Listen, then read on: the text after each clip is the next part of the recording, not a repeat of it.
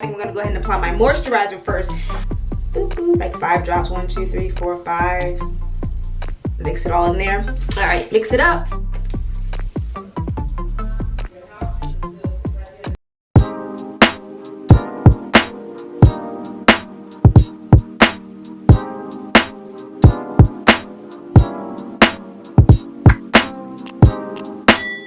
Hello. Okay, so my face looks so dry. Let me put some water on. Oh my gosh. Ooh. Ooh, ooh, ooh. Okay, there you go, better. All right, so I am going to be doing, now I'm doing my daytime melasma skincare routine. So it's not so completely dry. As you can see, I have like quite a bit of, what's the word?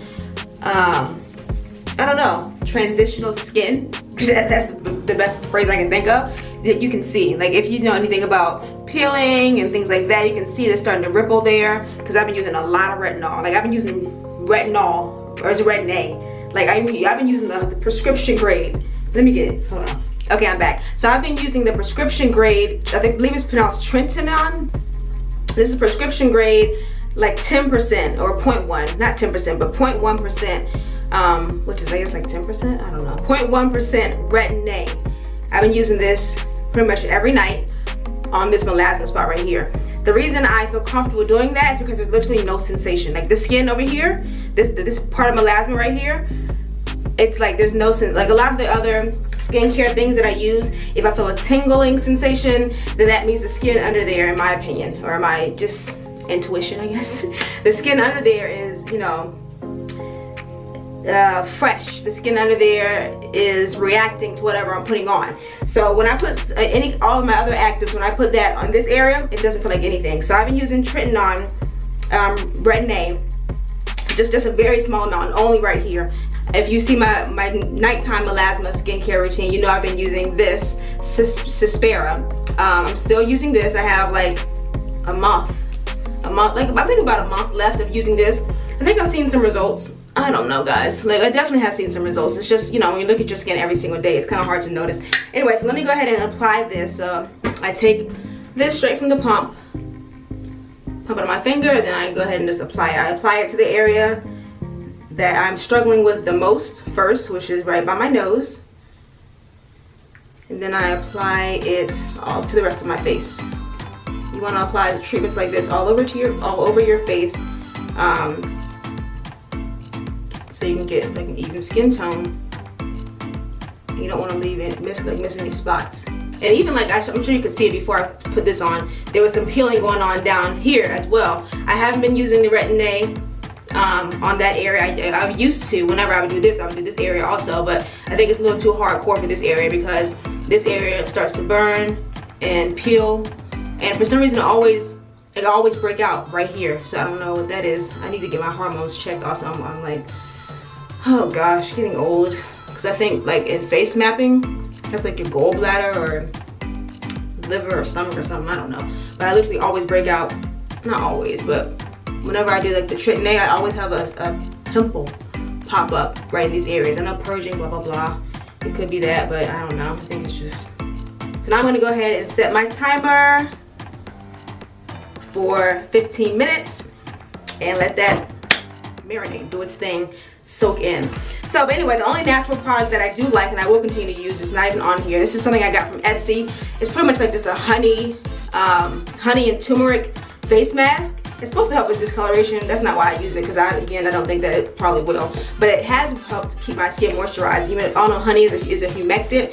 It draws moisture into the skin so long as, you know, your face is wet beforehand or there's moisture in the air. What I do is typically wet my face beforehand, then put this on.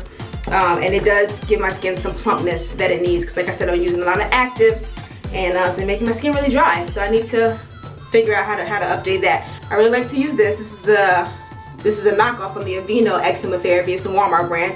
Cheaper, same thing, like it. It's pretty much like a colloidal oatmeal skin protectant, eczema soothing. So I like to use this as my face moisturizer, and I like to add rosehip oil. I got this one from Ulta, I think. Yeah, Ulta. And I like to also use this. This is, I'm not sure how to pronounce this, Pycnogenol. I don't know, 5%. It's an antioxidant formula. So anyway, I mix all 3 of these together after I put my actives on and put it on. No, no, no. When I tell you, it made everything intensify. And that's because another thing that I've heard from someone else, another person that I watch a lot on YouTube, the skincare stuff, is Cody Montalvo. He does Montalvo skincare. I haven't used any of his stuff, but I watched a lot of his videos, and he was talking about how on some video that I watched, he said oil can intensify an active. He said that in reference to like a chemical peel, but just in general, I'm using chemicals and actives on my face, and then I go and put an oil on top of it. No, no, ma'am. That was the bad choice, because, like I said, it really intensified everything. It really intensified the burning sensation, and it, you know, can cause some, not so much scarring because I took it off right away, but it could cause scarring because oils make actives unreliable or unstable. I don't know exactly what he said, but pretty much oils and actives, you don't want to put those together because they don't play well together, let's put it like that, and they can cause damage. I'm going to go ahead and take a break, and I'll come back and I'll show you guys what this looks like after I wash it off. Alright, okay, I'm back. So 15 minutes is up. Let me go ahead and wipe this off. I like to use a gentle towel. Do not want to use warm water. I'm using like room temperature water. It's like, room temperature is the best way to describe it. It's not cold. It's definitely not hot. Do not want to use hot water at all. If you have melasma, no steam, no hot water. You're trying to avoid the heat altogether, really. Alright, go ahead and wipe it off. I really think this area is going to start to peel soon and hopefully reveal some nice fresh skin. And I can keep stockpiling it with retinol because I need this to go. Oh, you see that? There's already some peeling. There's already some peeling going on.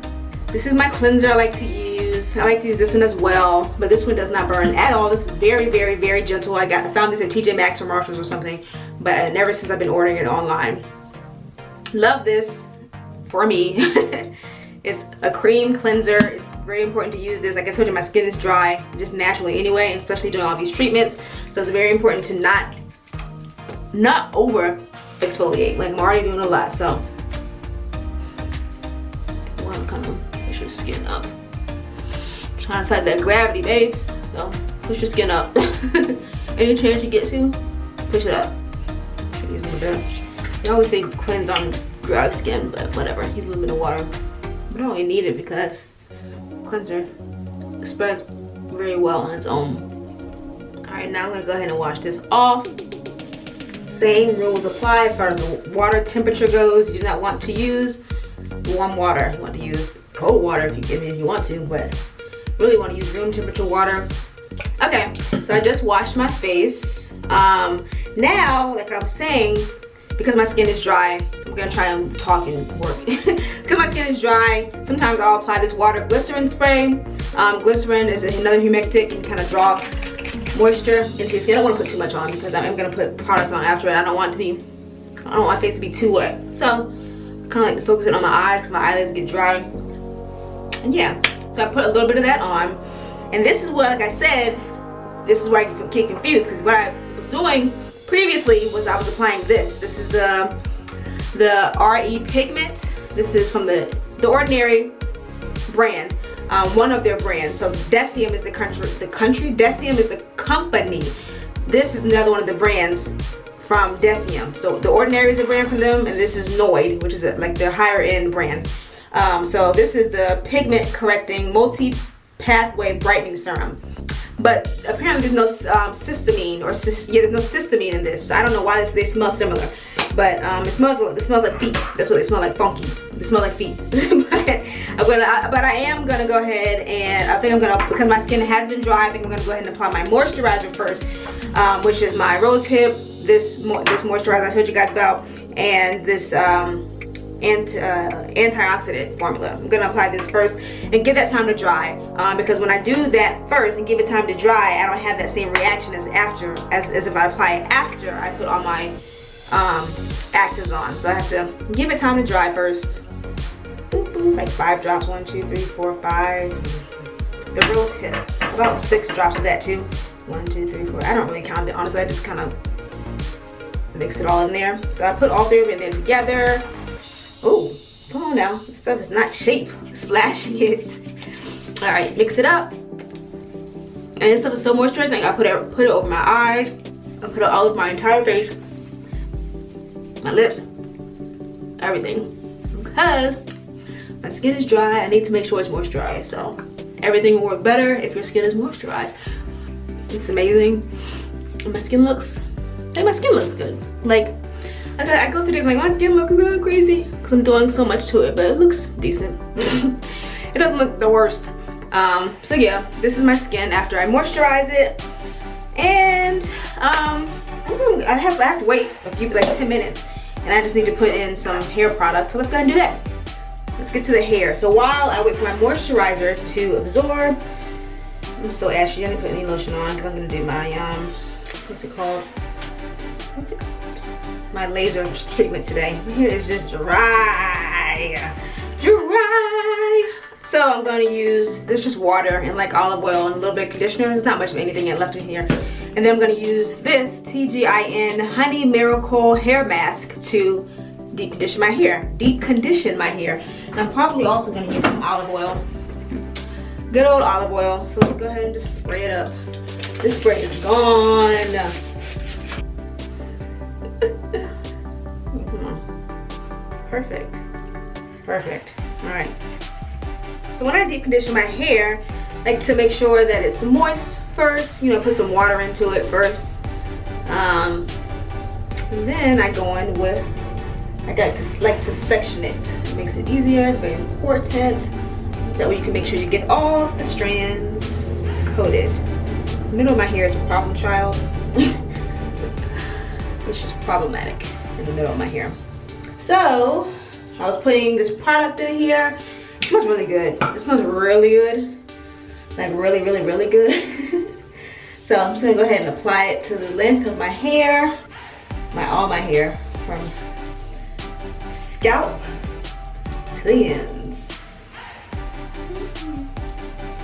So I just put a little bit of olive oil in my hands. Ooh, that's a lot. Put a little bit of olive oil. Okay, now I'm gonna put it in this section. Kind of getting in the roots a little bit. Get in there a little bit. And I think that's pretty good. Now the second section, same thing. Put a little bit of water in there. Maybe squeeze it in there.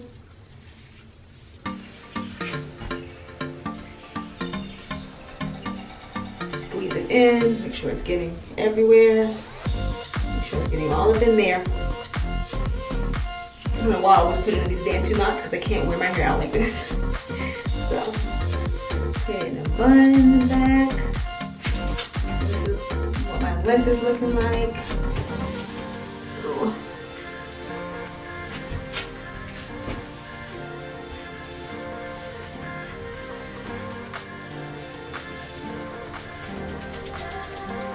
And that's my deep condition routine. Very simple, very straightforward. That's the thing everything doesn't need to be complicated.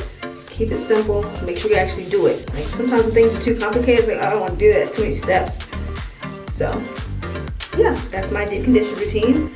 So guys, let me go ahead and clean up, get all this stuff off of me, and then I'll come back and finish the skincare routine. So I'm deep conditioning my hair. I'm gonna go ahead and finish up my skincare routine. I just the last time I was checked in, I applied my moisturizer. It's been way more than 15 minutes, so it's definitely soaked in.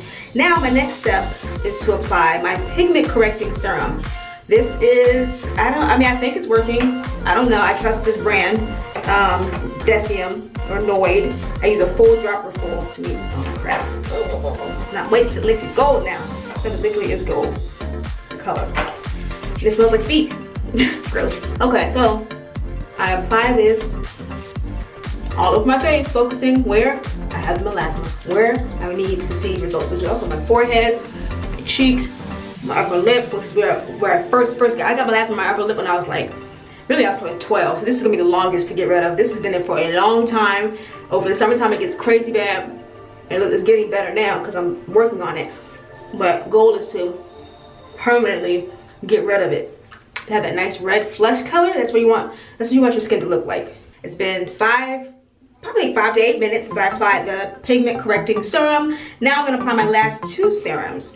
So This is the Ordinary Niacinamide 10% plus zinc 1% and alpha arbutin 2% plus hyaluronic acid. These two mix very well together, so I apply them both together. Again, although waiting in between takes too long. Who wants to spend an hour putting on serums? It's too much. So I put these two on together. They work very well together, and I just use a full dropper amount. Sometimes it's a lot, but I just rub it all in, really focusing on the areas that I'm trying to correct and brighten. So dropper full of 1. Same consistency, same texture, like everything. Alpha arbutin, and there you go. Rub it, apply. I'll try to focus it here. I'm starting to get sensation back here. Thank goodness. That means my retinol is working. So yeah, that's my morning time, daytime melasma skincare routine. And the most important part, sunblock. It doesn't matter which one you want to use a sunblock, at least SPF 30. We all know that the lower the SPF, the more time you have to apply it throughout the day, especially if you're going to be outside. If you're going to be outside, gloomy, rain, sleet, hail, snow, you need to have on some sunblock, especially when you're doing all these treatments, all this exfoliation, and you're trying to correct, hyperpigmentation and melasma. So I'm going to wait for this to soak in for 10 minutes, 5-10 minutes, and then I'm going to apply my sunblock, and I'll be done. So yeah, that is pretty much it. That's my entire morning time or daytime melasma skincare routine. Any questions or concerns, I guess concerns, any even like advice, comments, whatever, leave that down below. And thank you guys for watching. Thank you so much for your time, guys, and bye for now.